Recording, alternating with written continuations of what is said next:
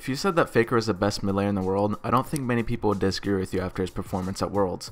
I don't know if anyone else gets this feeling, but when I watch Faker play, it just feels like he does more damage than anyone else in the same champion. Faker seems to do the impossible over and over again, and at this point, it's not a fluke. He's just that good. I could play highlight reel after highlight reel, but instead, I want to take a close look into the teamfights to analyze how he positions himself in teamfights and see how his smart play and patience pays off. What you're watching right now is something that happens pretty much every game SKT gets ahead on blue side. SKT is amazing at Baron dancing, and this is just another example.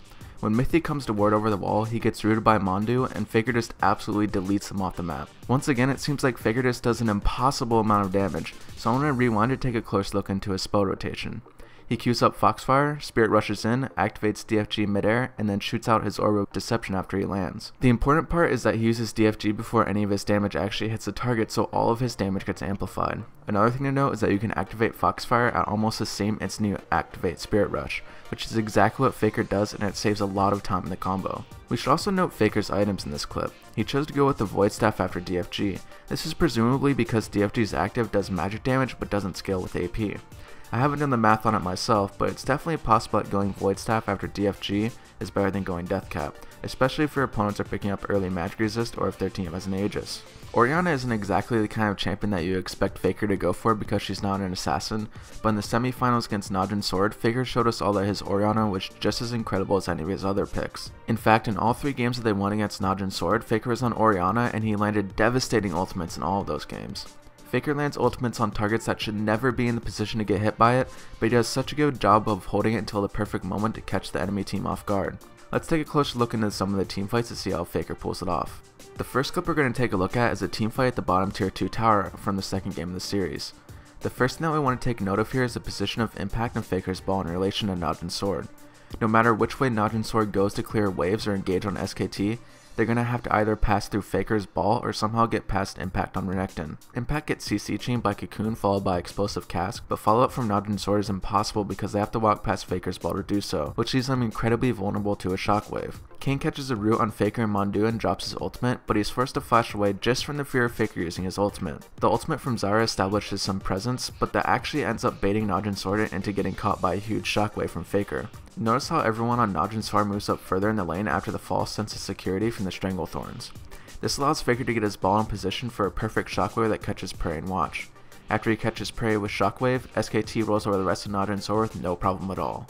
The second clip is a team fight at the bottom tier 2 from game 5 of the series. Najin Sword attempts to ambush SKT with Shen and Nocturne, but Faker manages to flash a few milliseconds before the taunt flash connects from Expression. After the taunt misses, Najin Sword is forced to disengage, but a few skill shots land that cause Najin Sword to think they have a chance in this team fight.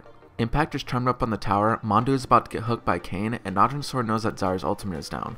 All these things give Najin Sword a false sense of security, and things go wrong for them when Impact flashes out of the fight. If we pause again here, we can see that everything starts to go wrong for Najin Sword. Bengi lands a 3-man knockup with his ultimate, Kayn is going in on Zarya 1v5, and Faker's ball is about to land right next to Najin Sword's entire team. Prey sees the shockwave and tries to net out of it, but he gets caught midair and is forced out of the fight. Najin Sword has to retreat at this point, and that allows SKT to pick up a free tower. The last Orianna clip we're going to take a look at is a teamfight that occurs in the mid lane about 2 minutes after the previous teamfight. If you haven't caught on to the theme of Faker's Orianna yet, the idea is that he waits to use his ultimate until the enemy team is lured into a false sense of security. In this case, Najin Sword knows that Zarya's ultimate along with Jax's stun is down and Bengi is a bit caught out. What they don't know is that Faker is right behind him. Faker uses Command Protect to gain distance with the ball, and then uses Command Attack and a Command Shockwave to catch out 3 people and force them out of the fight.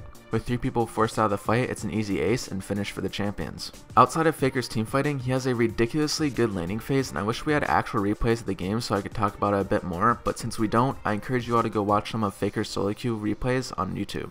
As you all may or may not know, he played on the North American servers under the name Barco Killer during Worlds, so if you search that name on YouTube, you should be able to find some replays and learn a lot from it. Sometimes it can be hard to learn from players that are mechanical gods because mechanics aren't something that you can learn overnight, but I hope that you learned something about patience and hesitation in this video. Patience on an assassin like Ahri allows you to get picks that snowball into big objectives, whereas patience on someone more defensive like Orianna allows you to turn teamfights by baiting the enemy team into a bad position. If you'd like to see more educational League of Legends videos or more in-depth analysis videos, be sure to check out my personal YouTube channel. Also feel free to follow me on Twitter for any and all updates. Thank you all for watching, and as always, good luck in your games, and I'll see you all next time.